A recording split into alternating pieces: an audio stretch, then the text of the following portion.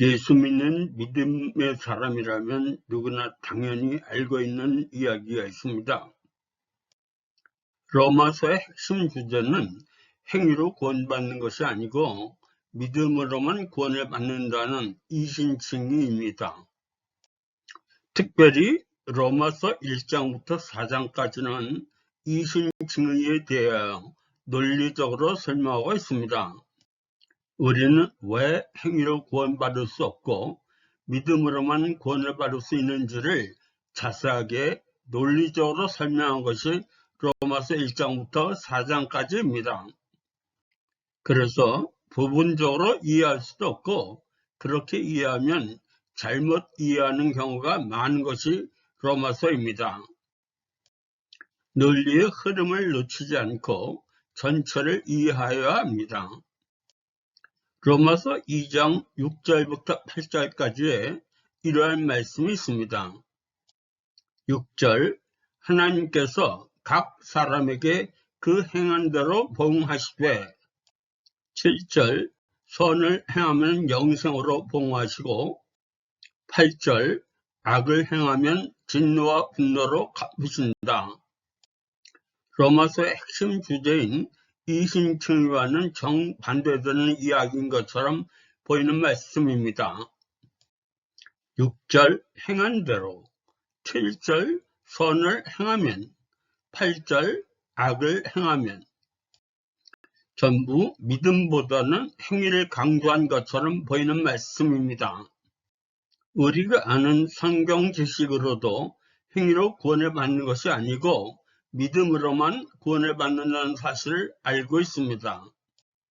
또 특별히 에베소서 2장 8절 9절은 은혜에 의하여 믿음으로 구원을 받고 행위는 우리가 우리의 선택이라고 자랑할까 봐 구원과는 아무 상관이 없다고 되어 있습니다.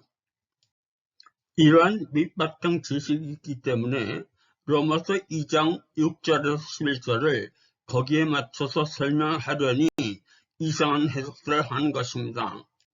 또는 이 말씀은 예수 믿고 나서의 행위를 이야기하는 것이다 라고 하면서 문맥하고 전혀 상관이 없는 이야기를 하는 것입니다. 로마서 2장의 이 말씀은 글자 그대로입니다. 하나님은 행한 대로 갚아주시는 분입니다. 절대로 그냥 넘어가시는 분이 아닙니다. 왜 그러한 이야기가 이 이신칭의의 설명 한가운데 있을까요? 전체적인 로마서의 오직 믿음으로만의 논리를 읽으면 금방 이해되는 장면입니다. 로마서 1장은 우리의 죄에 대해서 상세히 설명하고 있습니다.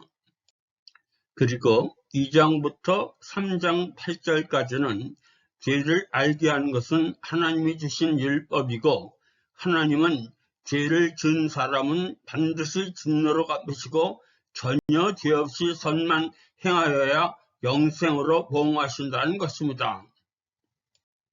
자, 이제 3장 9절부터 이신칭의로 끌고 가는 논리가 시작됩니다. 그런데 우리는 모두 죄인이고 의인은 하나도 없답니다. 모든 사람이 예외 없이 죄를 범하여서 하나님의 영광에 이르지 못한답니다. 앞에 있는 이야기와 합치면 하나님의 진노를 피하고 영생을 얻는 길은 우리에게 전혀 없다는 논리가 됩니다. 여기서 끝나버리면 우리는 희망이 없는 존재가 됩니다. 이제 비로소 4장의 논리가 시작됩니다. 그러니까 우리가 하나님의 진노를 피하고 선한 행위를 했다고 하나님이 인정하시는 길은 예수 믿는 믿음밖에는 없다는 논리입니다. 우리의 행위로는 절대로 안 된다는 것입니다. 즉, 우리가 예수를 믿으면 우리가 하나님이 요구하시는 모든 선한 행위를 했다고 그렇게 여기신다는 것입니다.